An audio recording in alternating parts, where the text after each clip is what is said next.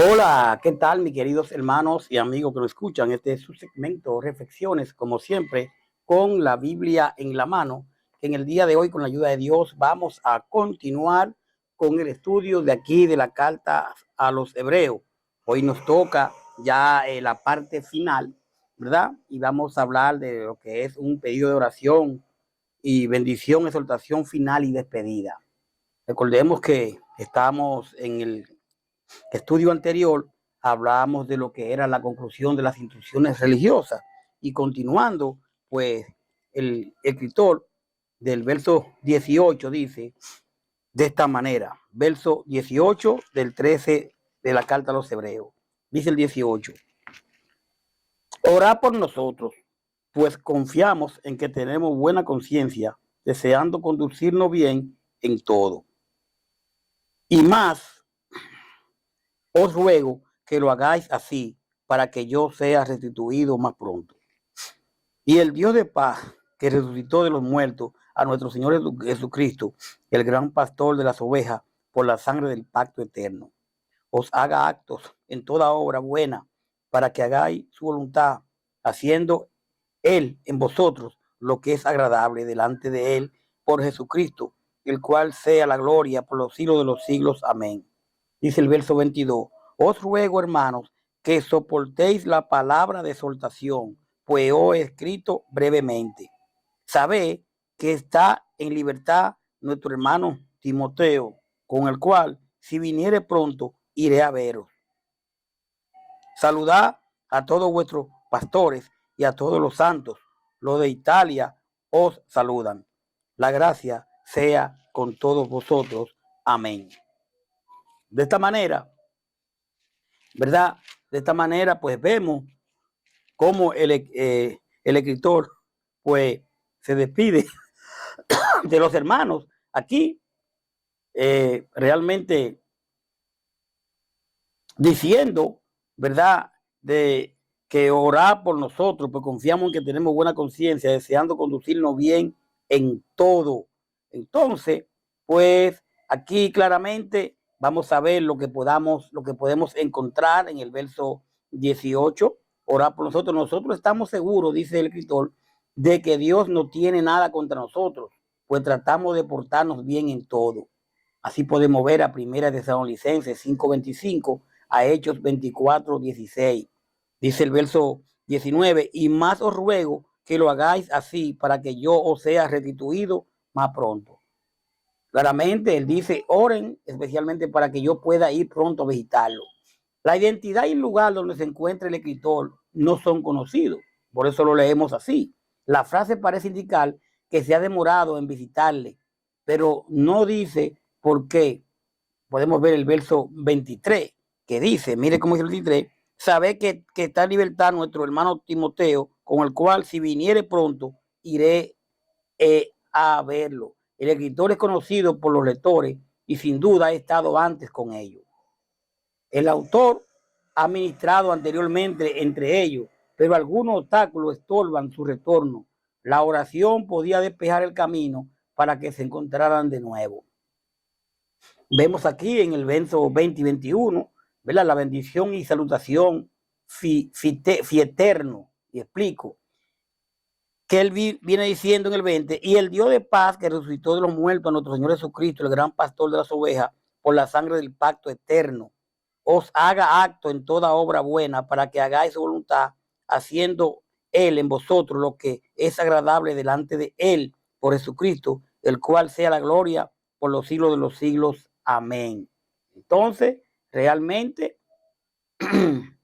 el Dios de paz resucitó a nuestro Señor Jesús, dice él, y por medio de la sangre que Jesús derramó al morir, hizo un pacto eterno con nosotros. Somos el rebaño de Jesús y Él es nuestro gran pastor. Por eso le pido a Dios de paz que haga que ustedes sean buenos y perfectos en todo, y que Jesucristo lo ayude a obedecerlo. Que Jesús reciba la gloria y la honra por siempre. Amén. Habiendo solicitado las oraciones de sus lectores, el autor ora por ellos. La bendición resume todo lo que se ha dicho. Dios ha provisto todo lo necesario para nuestro bienestar espiritual por medio de la obra redentora de Cristo. el pacto que el Señor inauguró, mis queridos, mi querida, es eterno. Podemos ver a Primera de Pedro 5:10, a Filipenses 2:13.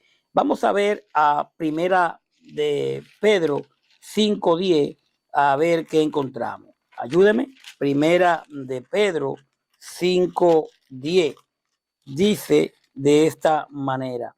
Mire cómo dice: mas el Dios de toda gracia, que nos llamó a su gloria eterna en Jesucristo, después que haya padecido un poco de tiempo, al mismo perfeccione, afirme, fortalezca y establezca. Y dice Filipenses 2:13, donde también le digo que nos acompañe. Filipenses 2:13, encontramos que dice: porque Dios es el que en vosotros produce, así que el querer como el hacer, por su buena voluntad. Entonces, realmente, cuando leemos aquí a Hebreos 13, que encontramos en el verso 21, ¿verdad? Ya terminando, dice: os haga acto, o sea, el Dios de paz, os haga acto en toda buena obra, para que hagáis su voluntad. O sea, como dice Filipenses, el mismo que puso el querer como el hacer. Pero nosotros tenemos que accionar, tenemos que dejarnos llevar del Señor.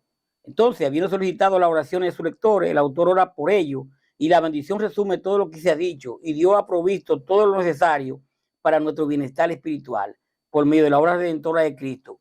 O sea, el pacto que el Señor inauguró es eterno. Hago acto. Cuando dice así el escritor, la palabra se refiere a arreglar algo y ponerlo en condición apropiada, corregir lo que está equivocado en la vida espiritual. Primera de Corintios 1:10, Primera de Tesalonicenses 3:10. Dice el verso 22: os ruego, hermano, que soportéis la palabra de exhortación, pues hoy he escrito brevemente. Entonces, él dice: hermanos, le escribo esta breve palabra para animarlo, léanla con paciencia. Es un llamamiento a la comprensión y a la obediencia. La intención del escritor es que esta carta sea leída públicamente y aceptada. El énfasis está en la madurez del creyente en Cristo, y debemos de pensar mucho en esto, para que no sea parte de los fundamentos de la vida cristiana.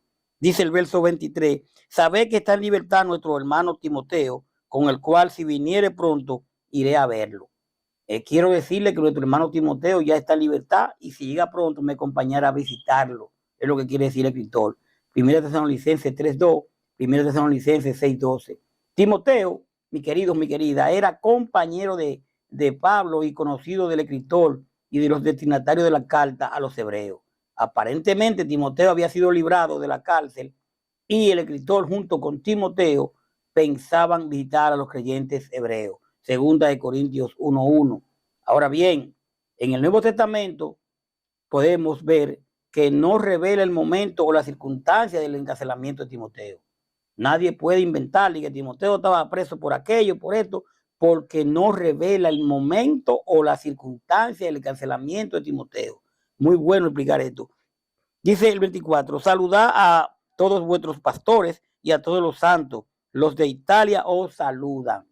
Saluden por favor a todos sus líderes, a todos los hermanos que forman el pueblo santo de Dios. Los hermanos que están en Italia les mandan saludos, como dice el verso 7. Cuando habla de santo, es decir, a los creyentes, 1 Corintios 1:2, Filipenses 1:1, Romanos 1:7.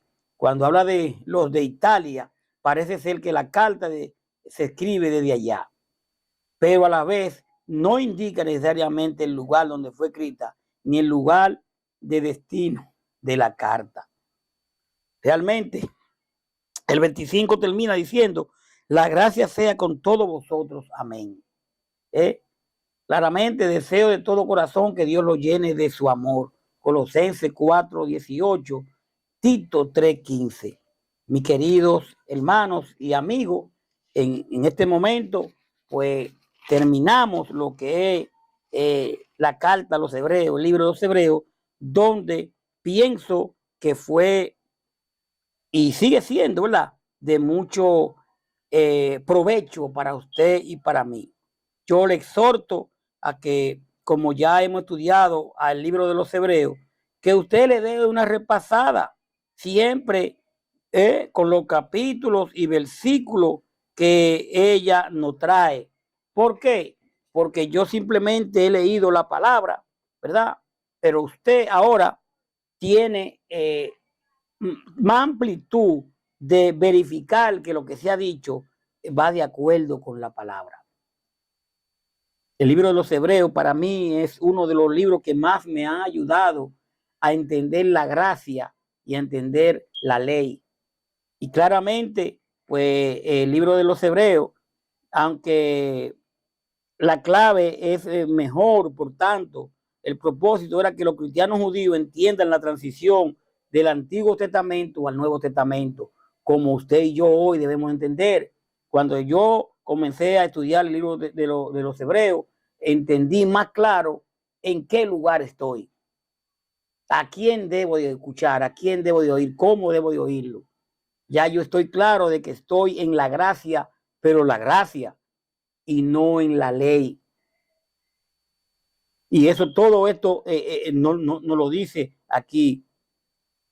Fue una carta para un grupo de judíos cristianos escrita alrededor de 64 después de Cristo, y se desconoce el autor. Yo decía, los cristianos destinatarios que habían pasado por persecución se estaban alejando de su fe y perdían interés en su tarea misionera con la tentación de volver al judaísmo. Y el autor escribe dicha epístola para enfatizar la superioridad del cristianismo y animarlo en la fe. De manera inequívoca, el autor destaca la superioridad de Cristo por sobre los profetas, los ángeles, Moisés, Josué y Aarón. Dios había hablado a través de cada uno de ellos, pero luego, mis queridos, habló o habla a través de su Hijo. El nuevo pacto y la fe eran superiores en todo. Usted puede ver que Dios nos habla a través de su Hijo en Hebreos 1, 1 y 2. Como le decía, esta epístola fue escrita a los judíos creyentes que vacilaban para alentarlos a mantenerse firmes en la fe.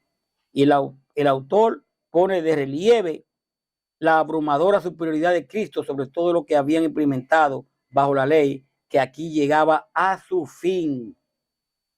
Algunos señalan cierta evidencia que apuntan hacia Pablo en cuanto a quién es el escritor como su autor. Otros creen que pudieron haber sido Bernabé o Apolos.